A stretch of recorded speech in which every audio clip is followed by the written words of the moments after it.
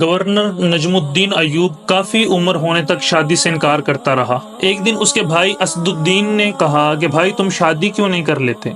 نجم الدین نے جواب دیا کہ میں کسی کو اپنے قابل ہی نہیں سمجھتا جس سے میں شادی کروں۔ یہ سن کر اسد الدین کہنے لگا کہ میں آپ کے لیے رشتہ مانگوں؟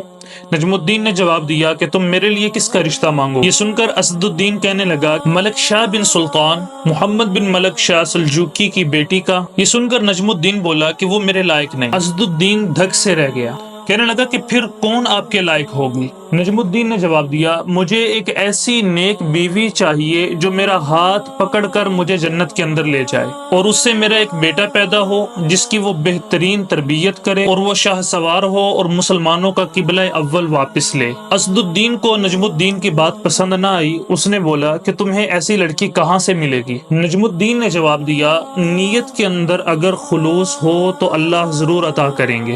ایک دن نجم الدین مسجد میں تکریت کے ایک شیخ کے پاس بیٹھے ہوئے تھے۔ اسی اثناء میں ایک لڑکی آئی اور پردے کے پیچھے سے ہی شیخ کو آواز دی۔ شیخ نے لڑکی سے بات کرنے کے لیے نجم الدین سے معذرت کی۔ نجم الدین سنتا رہا کہ شیخ لڑکی سے کیا بات کر رہے ہیں۔ شیخ نے لڑکی سے کہا کہ تم نے اس لڑکے کا رشتہ کیوں مسترد کیا جس کو میں نے تمہارے لیے بھیجا تھا؟ وہ لڑکی کہنے لگی اے ہمارے شیخ، اے ہمارے بزرگ، وہ لڑکا واقعی خوبصورت اور رتبے والا تھا مگر میرے لائق نہیں تھا۔ شیخ بڑا حیران ہوا اور حیرت سے پوچھنے لگا کیا مطلب، تم کیا چاہتی ہو؟ لڑکی کہنے لگی شیخ مجھے ایک ایسا لڑکا چاہیے، میں ایک ایسے شخص کے ساتھ نکاح کروں گی جو میرا ہاتھ پکڑ کر مجھے جنت میں لے جائے، اور پھر اس کے توسط سے اللہ مجھے ایک بیٹا عطا کرے جس کی میں تربیت کروں، اور وہ شاہ سوار ہو اور وہ مسلمانوں کا قبلہ اول دوبارہ سے واپس لے۔ نجم الدین جو کہ یہ باتیں غور سے سن رہا تھا، وہ یہ بات سن کر حیران رہ گیا کہ جو کچھ وہ سوچتا ہے وہی باتیں یہ لڑکی بھی سوچتی ہے۔ نجم الدین جس نے حکمرانوں وزیروں کی بیٹیوں کے رشتے ٹھکرائے تھے، وہ شیخ سے کہنے لگا کہ آپ اس لڑکی سے میرے رشتے کی بات کریں، آپ اس لڑکی سے میری شادی کروا دیں۔ شیخ کہنے لگا یہ محلے کے سب سے فقیر گھرانے کی لڑکی ہے۔ پھر نجم الدین نے اسی فقیر گھرانے کی لڑکی سے شادی کر لی، اور اس سے پھر وہ شاہ سوار پیدا ہوا جسے دنیا آج سلطان صلاح الدین ایوبی رحم اللہ کے نام سے جانتی ہے، جنہوں نے مسلمانوں کے قبلہ اول بیت المقدس کو آزاد کروایا۔